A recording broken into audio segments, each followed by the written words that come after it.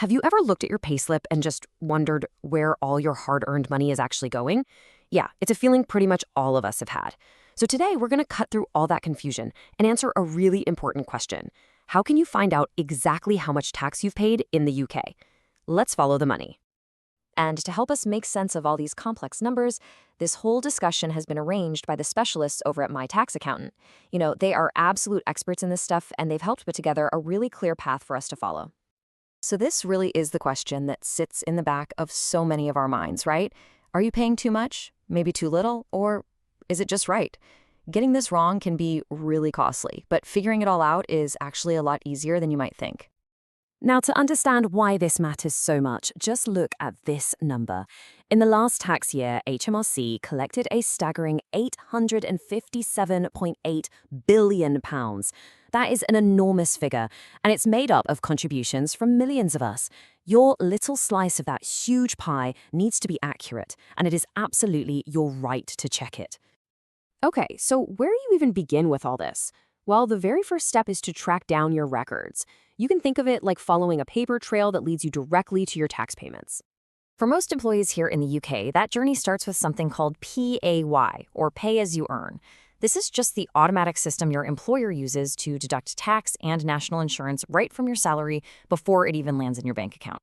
It's designed to be simple, but, well, it's not always foolproof. These three documents right here, they pretty much tell your complete tax story for the year. Your payslips give you that month-by-month breakdown. Your P60, that's the big annual summary. Think of it as your final report card for the tax year. And the P45, that's your tax snapshot whenever you move from one job to another. But look, while all those paper documents are great, there is one tool that honestly beats them all, and that's your online personal tax account on the gov.uk website. This thing is your central hub for everything tax-related, and it's available 24/7. You should really think of this personal tax account as your own personal tax dashboard.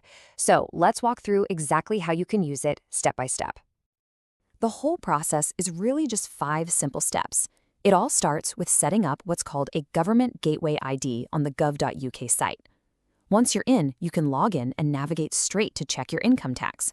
From there, you can review your tax code, check your income, and see exactly what you've paid so far this year. And if you file a self-assessment, you can review all of your returns here too. The final step is the most important. You can download your records for safekeeping, or if you spot a problem, you can contact HMRC directly from the portal. Of course, sometimes the numbers just don't add up. And this is where a lot of people get anxious, but honestly, don't worry. Let's take a look at the most common issues and exactly how to solve them. A lot of the time, it all comes down to your tax code. Most people should be on 1257L. That just means you get your full tax-free allowance spread evenly over the entire year. But if you see M1 at the end of that code, that's an emergency code. It means your tax is being calculated month by month, not cumulatively. And that simple difference often means you end up paying way too much tax, especially when you start a new job.